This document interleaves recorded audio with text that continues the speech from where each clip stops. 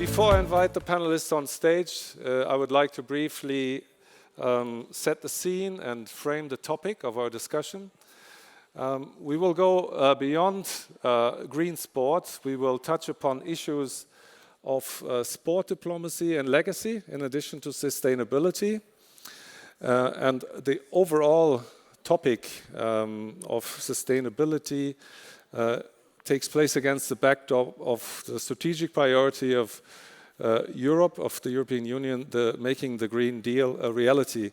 And obviously, sport can play an important role. Sport needs to clean up its own act, but there's also a big opportunity in sport for helping make the change towards more sustainability through sport. And I hope we can shed a bit of light on all these various aspects.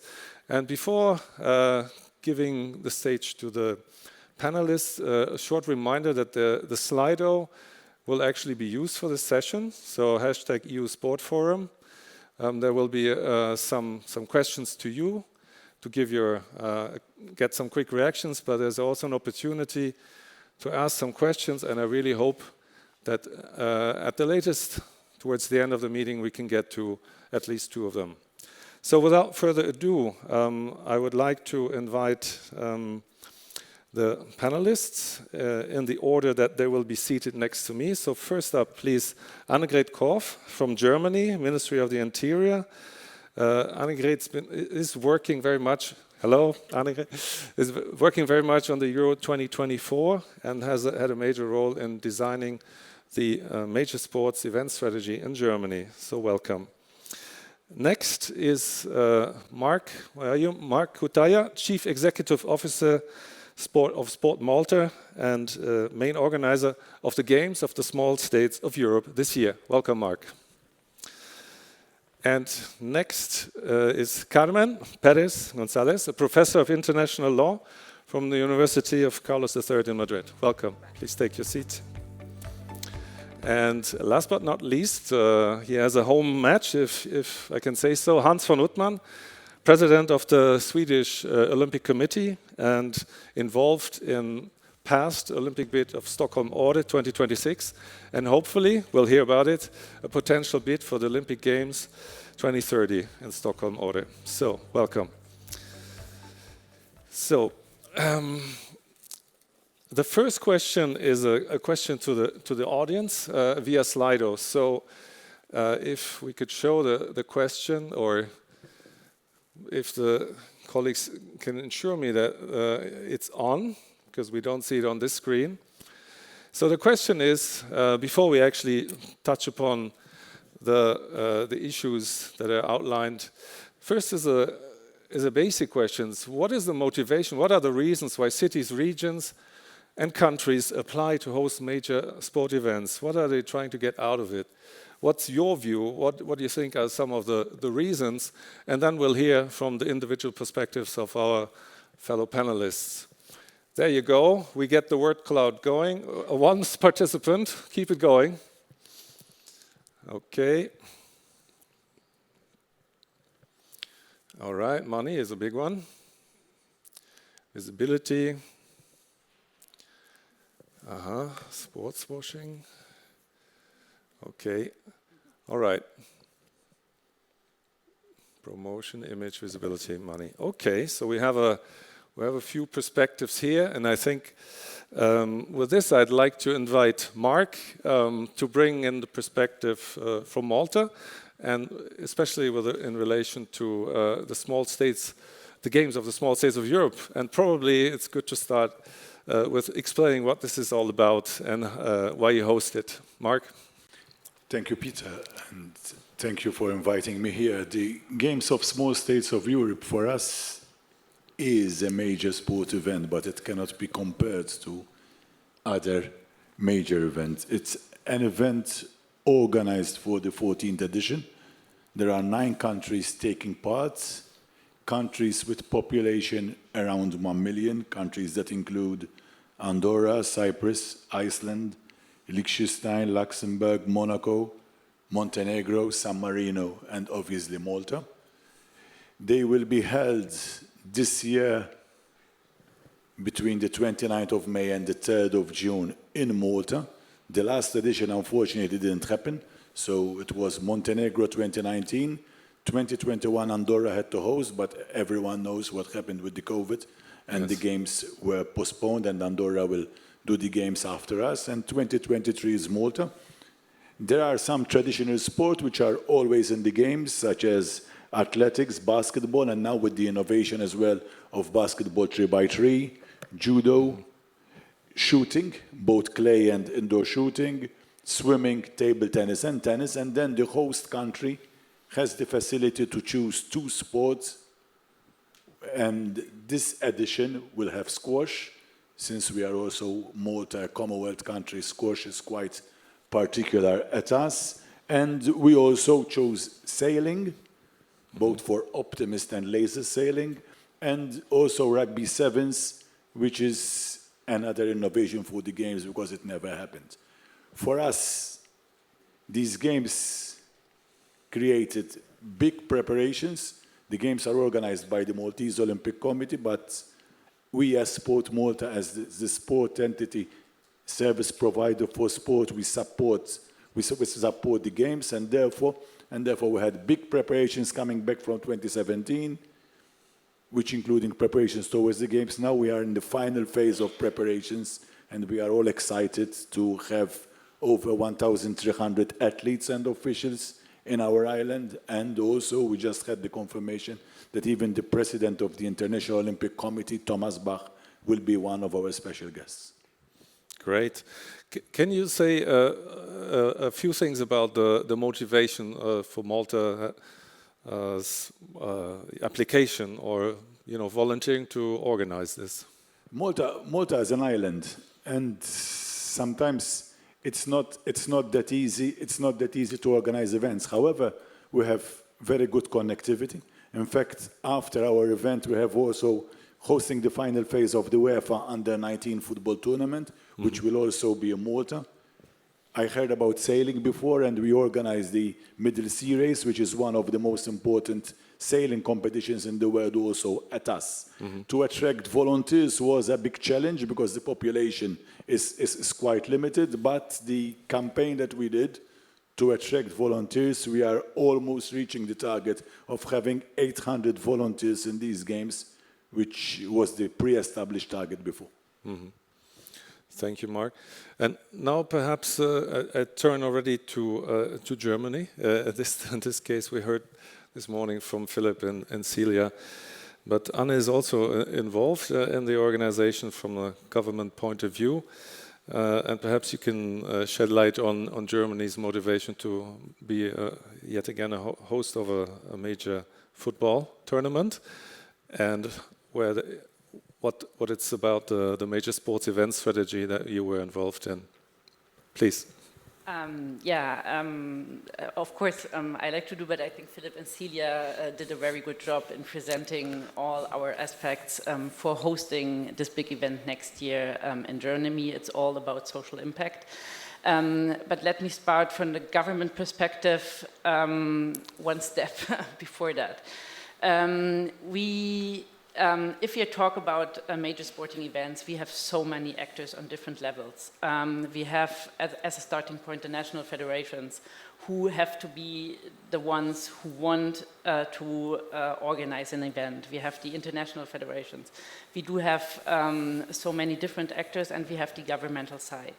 And what we asked ourselves in Germany with our major strategy on major sporting events is, why do we want to host major sporting events in Germany, and how can we support them in organizing them?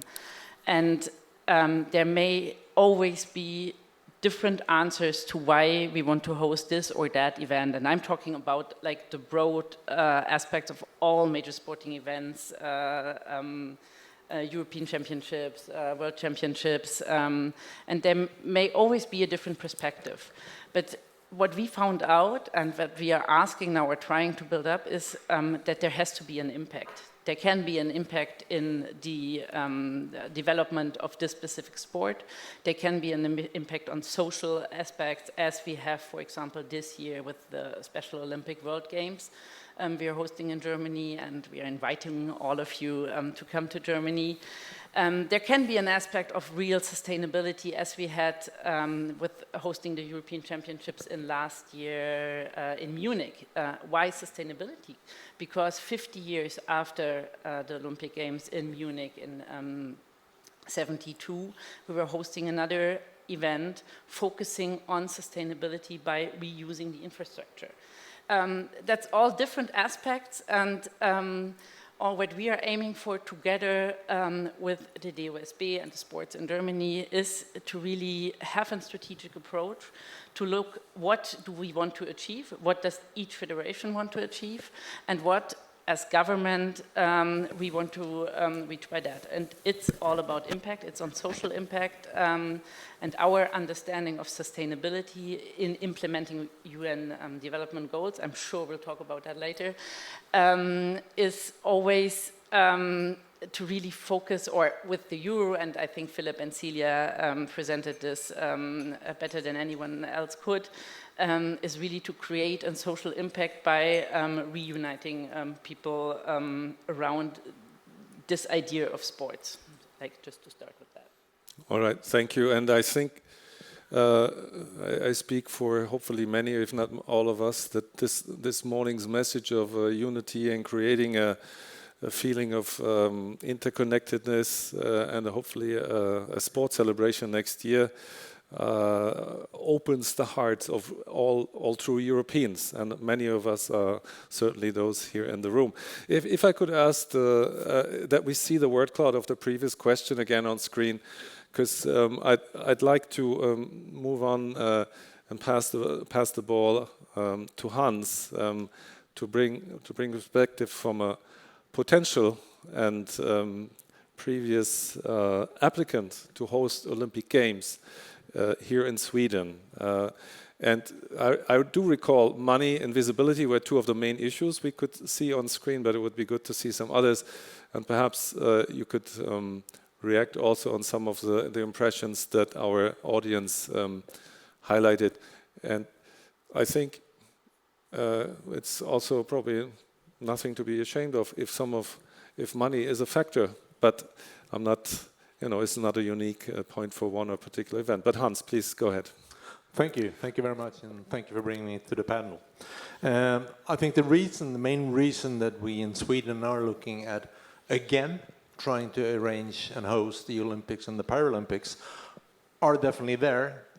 Money is there, visibility is there, image is there, but also even more so, I think, social impact.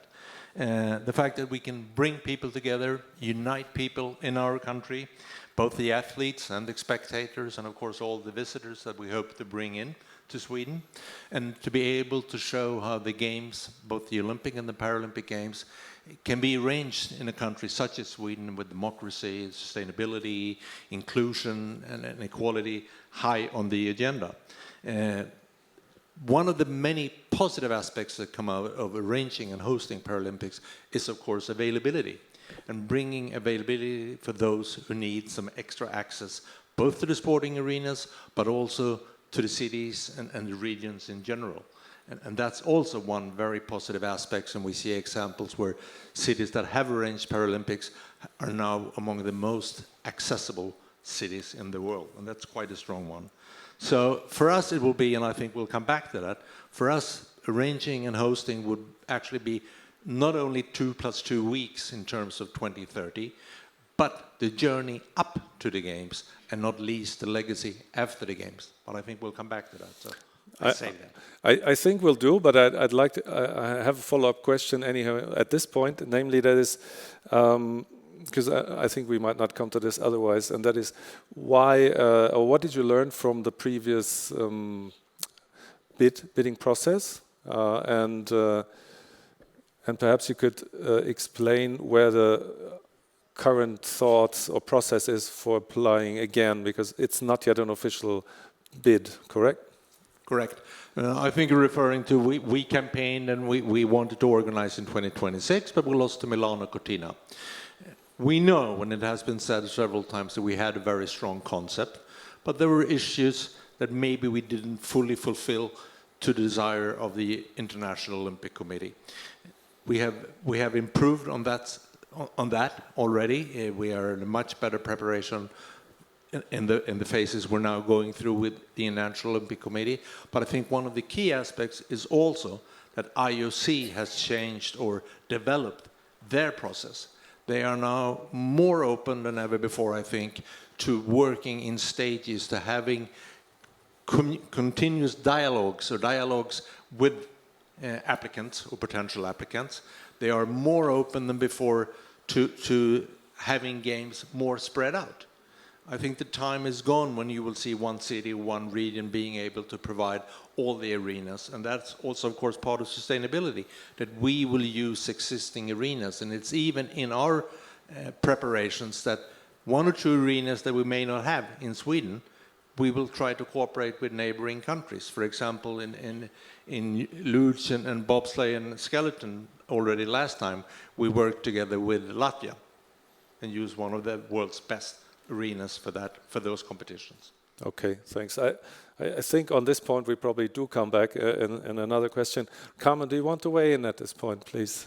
Yeah, I wanted to say something about try to connect this with this idea of sport diplomacy, which is also something that is on the environment when it comes to the organization of mega sporting events, because I think that we can say that both state and non-state actors, and when I say state actors, I mean states, but also international organizations, regions, and cities, they have understood that sport is a diplomatic tool, and that they have known for years that mega sporting events can be seen as settings for communication, and this is it was not the main answer, but I think there is a political agenda also related to the organization. It's not all about money, but there is also a political agenda. And for instance, in the case of Barcelona 1992, I think it was an opportunity for the city, the region, and the country to show the world how Spain had changed since the end of the dictatorship and through the transition. So there is a political side also related to diplomacy, I would say. Yes, and as a German, I think the Olympic Games in 1972, but also the Football World Championships were hosted also with the hope that we could show the world that we've changed. So now I would like to move to another question on Slido for the audience, and that is to come to the, let's say, the title of the session, and that is there a unique European way of organizing international sport events? And and here's a hint. If you choose yes, you get a follow-up question where you can elaborate what that may include. So maybe, and we'll wait a moment. So please vote relatively quickly, so we can get then to the, I would say, in 10 seconds or so. Okay. No. Yes. Okay. All right, let's move to the next one, which is if yes, but even if you voted no, you could add some words of what it maybe imply, and we'll hear more from our panelists what it could mean and what it means from the perspective of the organizers of the various events that we cover. Promotion of European values.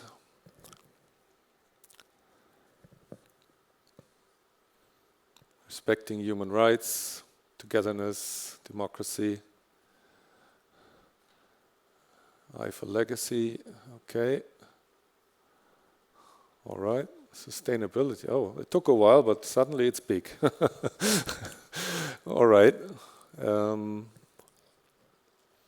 Okay, I think this set the scene nicely for the question that I pass to my panelists.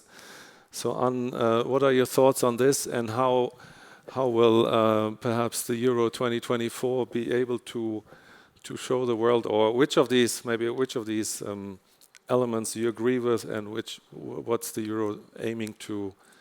Which values is the Euro aiming to meet, apart from the social inclusion one? The question is whether there is a unique European way of organizing major sporting events, and there never is a unique way, because the whole aspect of sustainability is that it has so many different aspects.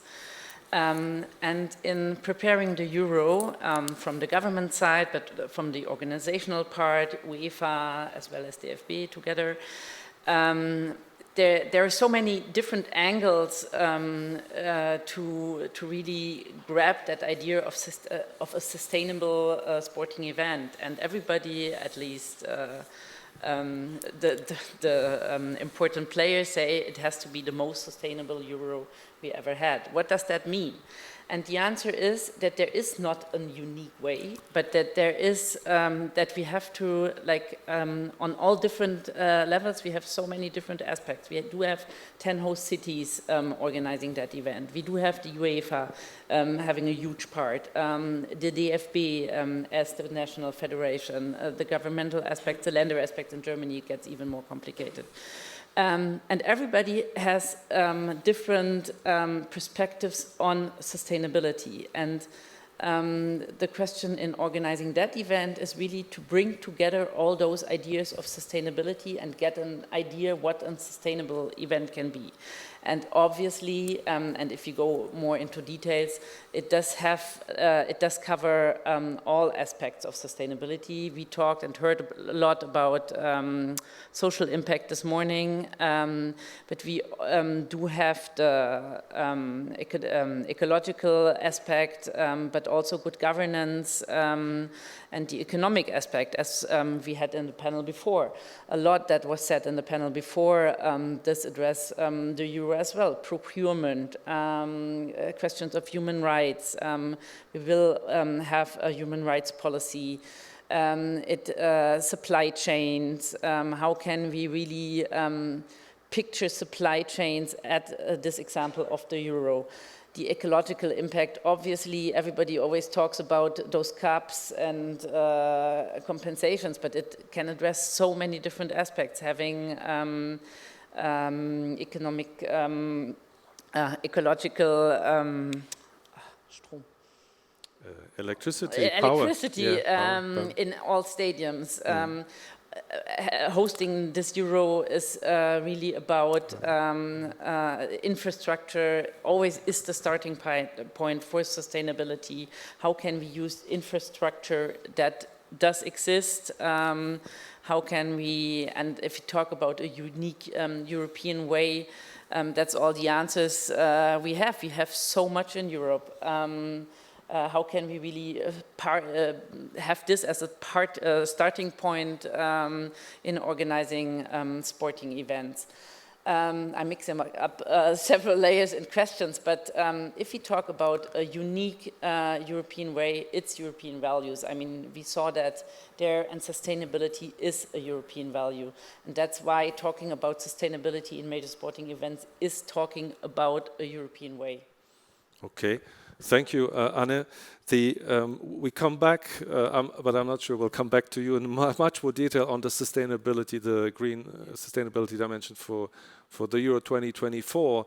But I'd like to ask briefly, starting with Hans, if you also think there is no unique European way, and if I heard Anne correctly, you emphasized it is a European way, but it's not a unique way, because there are different approaches.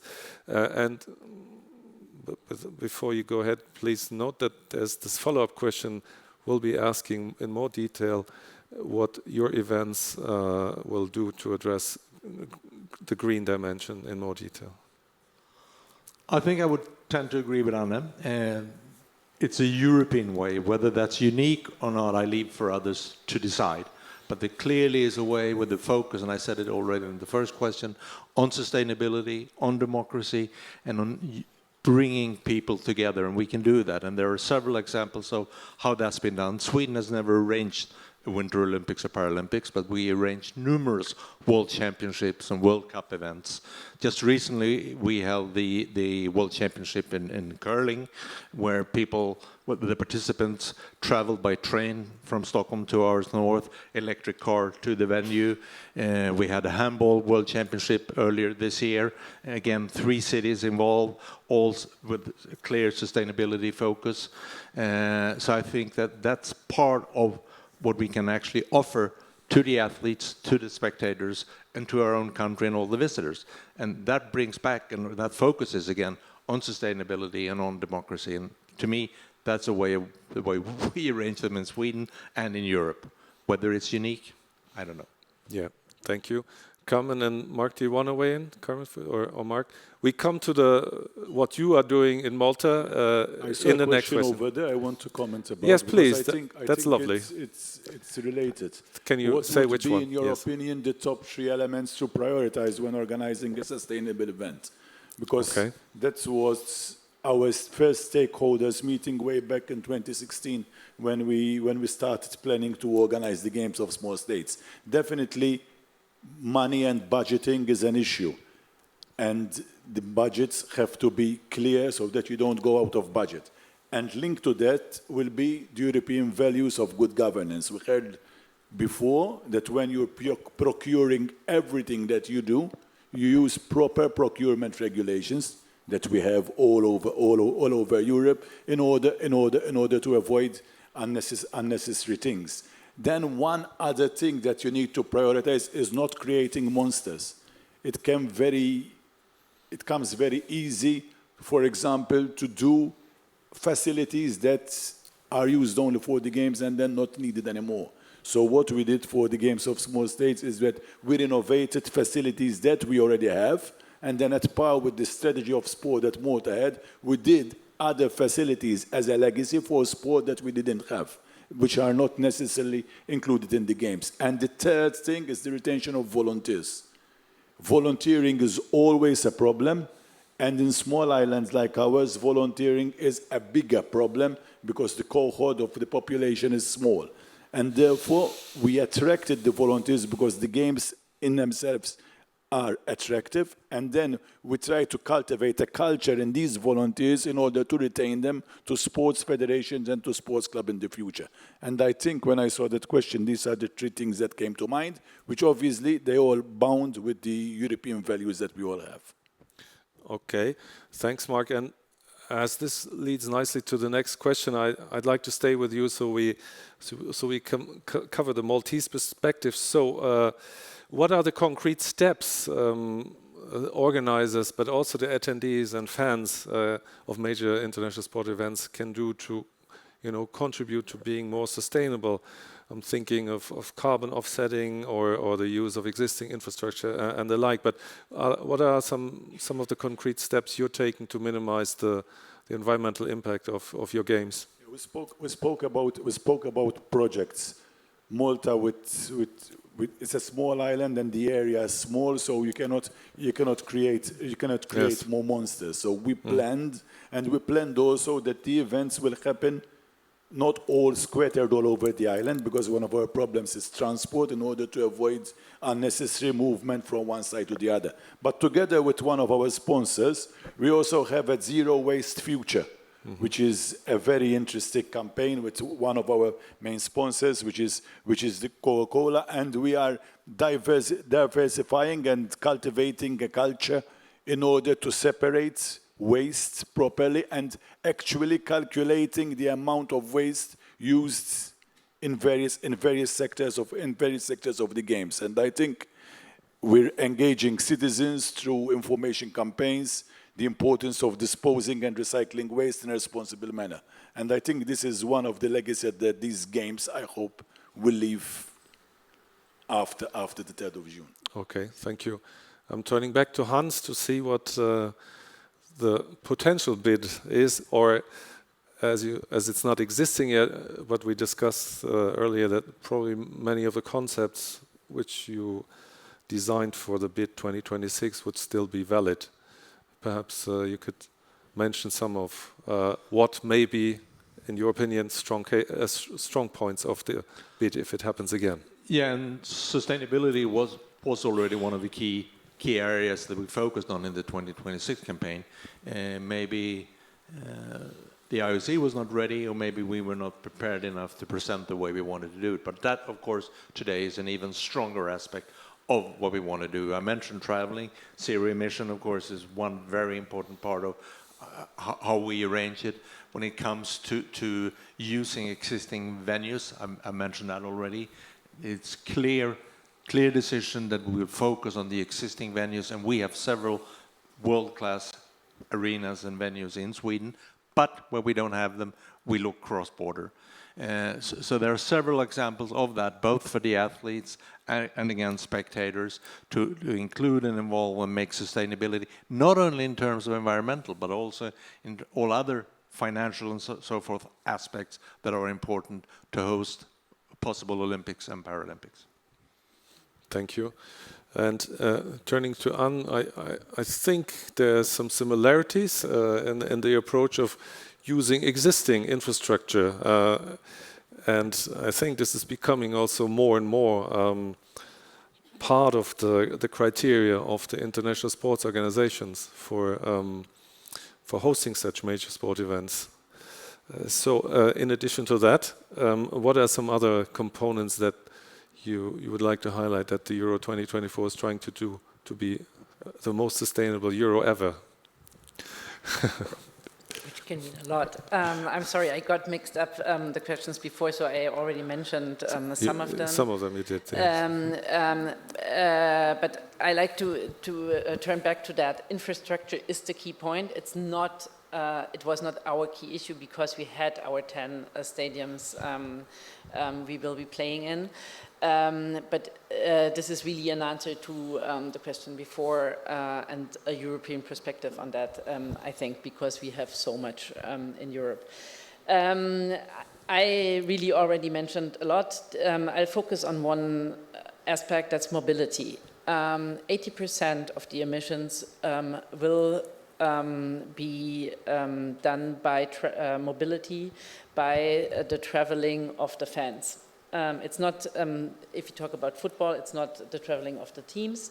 That's different for other sporting events, but it's the mobility of the fans. And Carmen mentioned before, a major sporting event is always a possibility to be a showcase, to address, to raise awareness, to really focus on specific aspects in a group of people you usually can't address.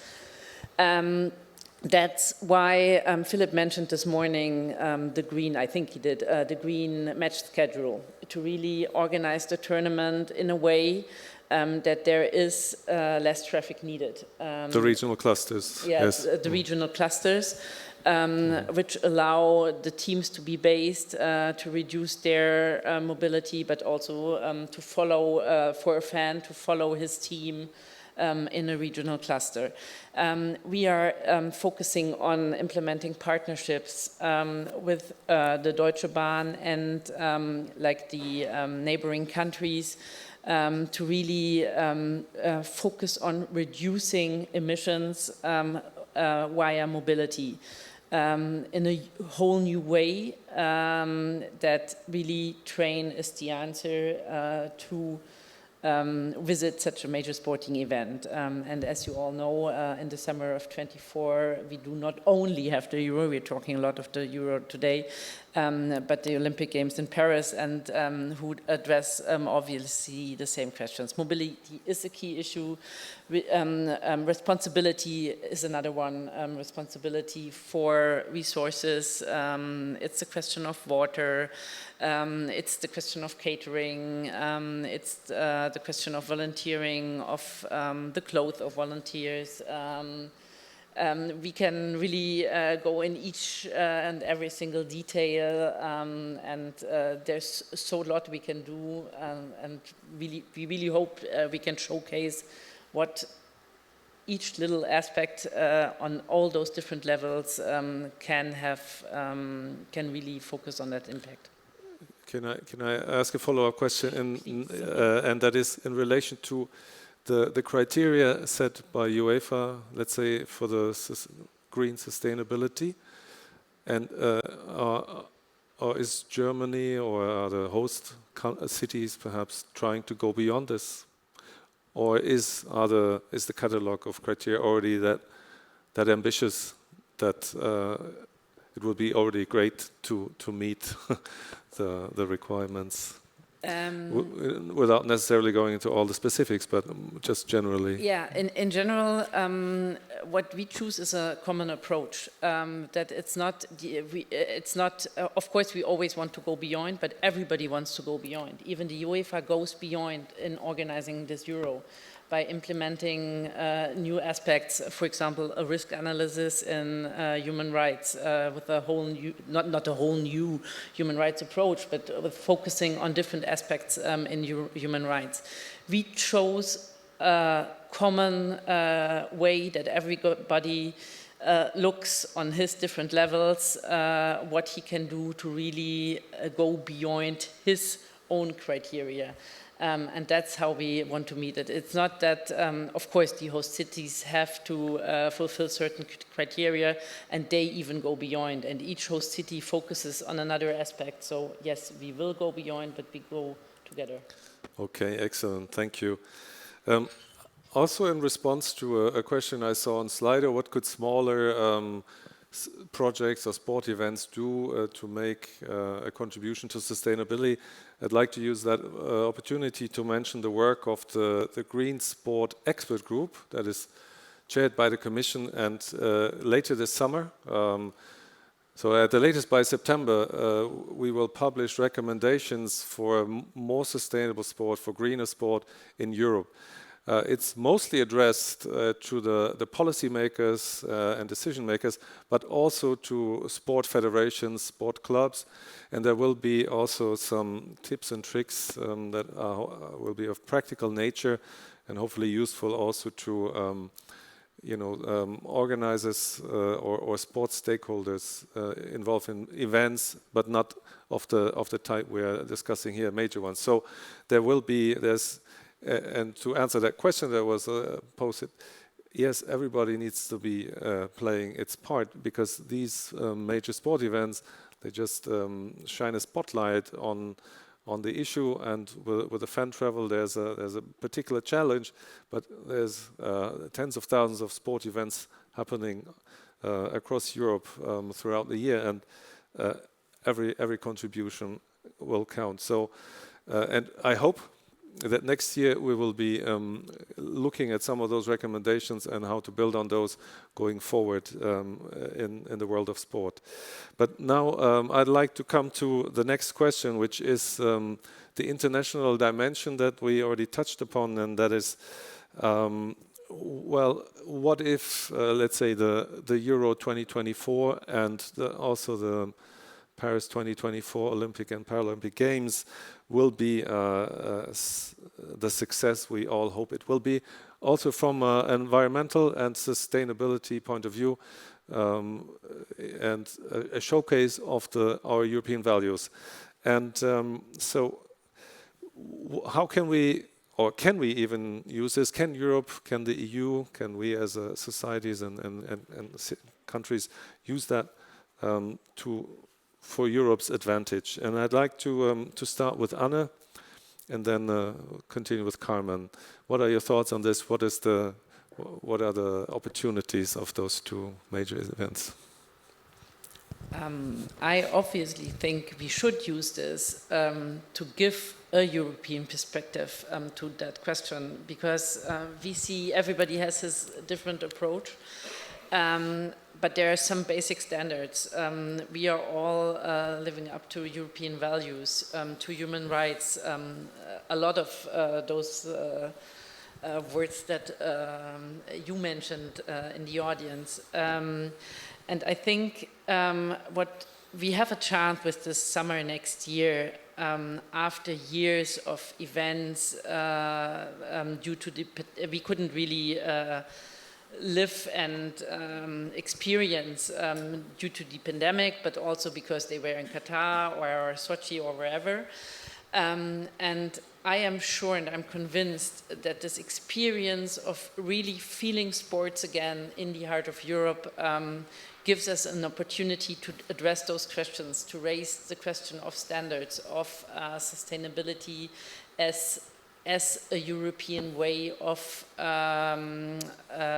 hosting major sporting events, and to really offer an alternative, to show what this alternative can be, and to really offer an alternative, because we can't always complain on sport diplomacy issues that awarding major sporting events to other countries which don't really meet up to our criteria of European values. We have to offer an alternative, and we can showcase this next summer, and then we can give an answer by addressing standards and measures to really what sustainability is. Okay, thank you. So by demonstrating that it can be done, and then working with the international sports federations, sports bodies to raise the standards for organizing such events at global scale. Carmen, I'd like to bring you in, as you were also a former member of the high-level group on sport diplomacy that was initiated by the Commission a few years ago, and you were also involved in an Erasmus Plus project on the topic. Please weigh in on the subject of how we can, use this to Europe's advantage.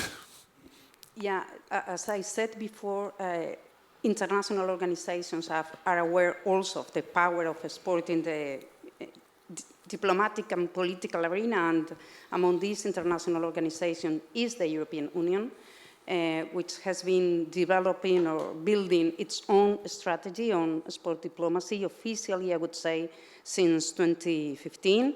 That year, the European Commission established a high-level working group on sport diplomacy that was, it had 15 members coming from universities. They were athletes and representatives of both public and private authorities.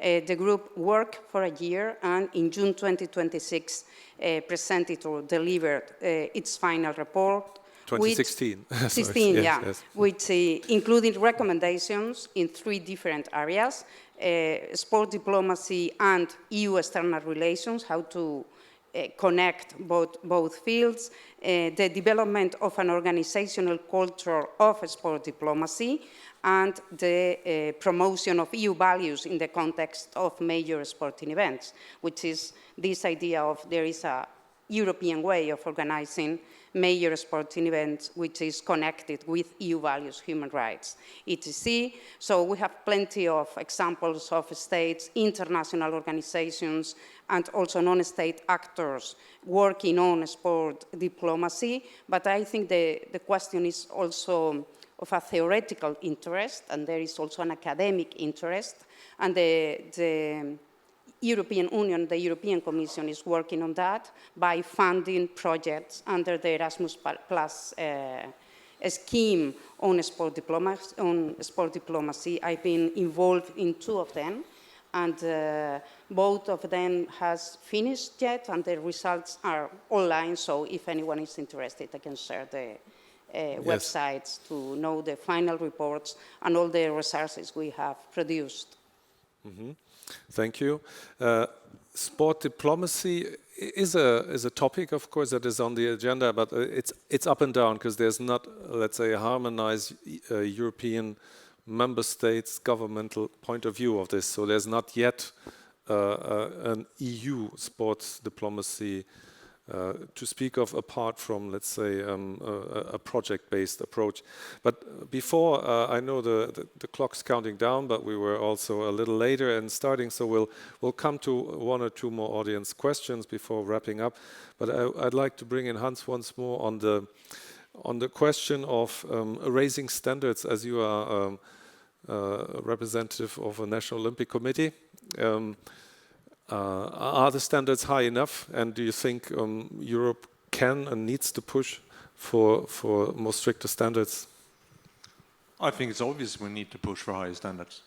And I think we are, as a matter of fact. And if you look at the latest hosts awarded Olympic and Paralympic Games, those are all democracies and going forward all the way up to 2032.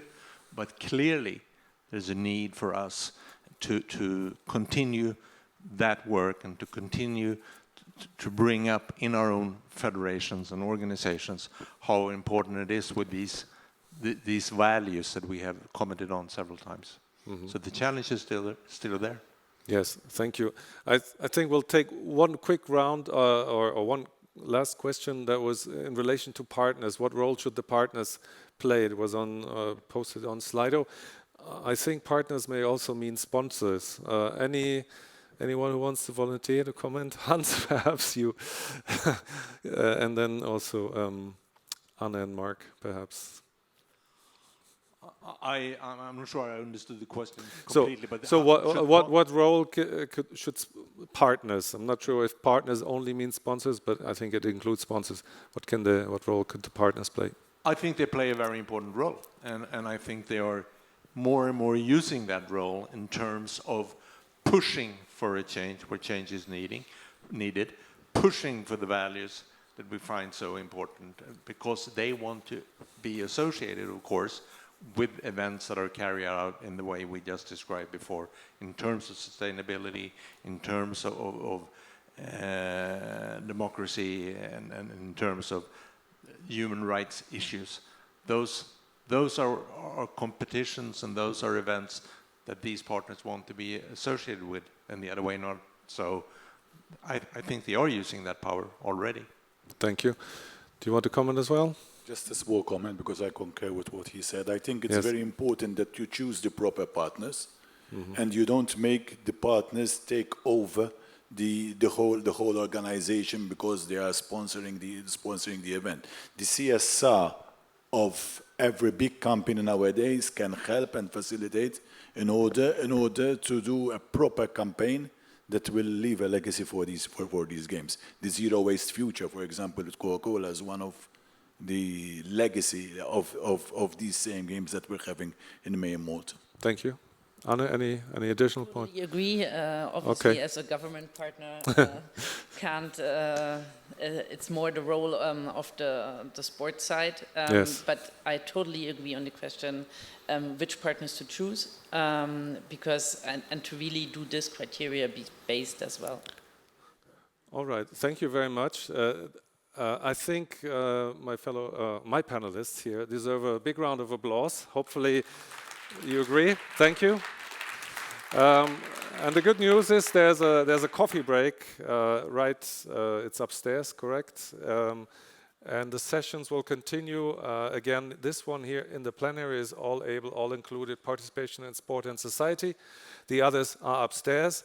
And I do think and I do hope we will continue discussing this topic in the years to come. Look forward to seeing you then. Bye-bye. Thank you.